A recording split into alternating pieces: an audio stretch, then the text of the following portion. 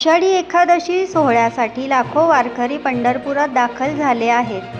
विठ्ठल दर्शनासाठी पत्राशेडमधील रांगा भाविकांनी फुलून गेल्या आहेत. या भाविकांची कोणतीही गैरसोय होऊ नये म्हणून श्री विठ्ठल रुक्मिणी मंदिर समितीने विविध सुविधांची व्यापक व्यवस्था केली आहे.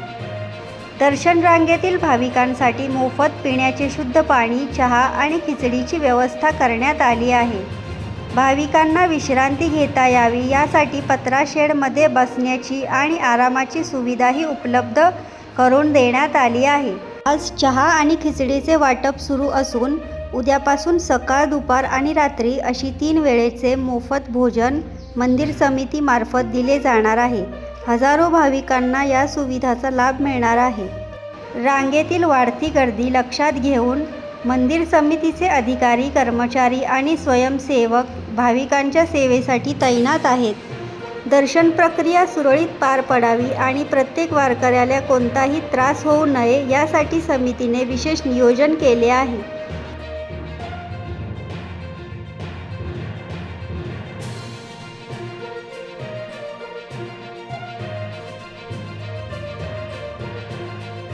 आज लाखोंच्या संख्येने या पंढरी नगरीमध्ये भाविक दर्शनासाठी दाखल झालेले आहेत. आपण पाहतोय की आज 7 पत्राशेड भरून या ठिकाणी भाविक दर्शन रांगेत उभे आहेत. आज जवळपास 7 ते 8 तासांचा कालावधी दर्शनासाठी लागत आहे आणि मुखदर्शनासाठी 1 तासामध्ये मुखदर्शन होत आहे. दर्शन रांगेत उभे राहिलेल्या भाविकांना या ठिकाणी दर्शन वॉटरप्रूफ आपण शेड सगळे उभारलेले आहेत. त्याच्यामध्ये फॅन कूलरची व्यवस्था केलेली आहे.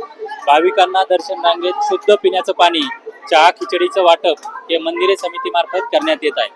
त्याचप्रमाणे कुठल्याही असुविधा झाल्या तर या ठिकाणी आरोग्य सुविधा असेल, पोलीस मदत केंद्र असेल, पब्लिक अनाउन्समेंट सिस्टीम आहे, CCTV कॅमेरे लावले आहेत आणि आज संध्याकाळपासून लाईव्ह दर्शनाच्या स्क्रीन सुद्धा या ठिकाणी लावण्यात येतील. आणि आपण पाहतोय की या सर्वांवरती नियंत्रण ठेवण्यासाठी या ठिकाणी कंट्रोल रूम सुद्धा स्थापन झालेली आहे. त्या ठिकाणी सर्वच डिपार्टमेंटचे अधिकारी भाविकांना सोयीसुविधा देण्यासाठी आणि त्यांच्या अडचणी सोडवण्यासाठी आता मंदिरे समिती असेल, जिल्हा प्रशासन असेल, सर्वजण सज्ज झालेले आहेत.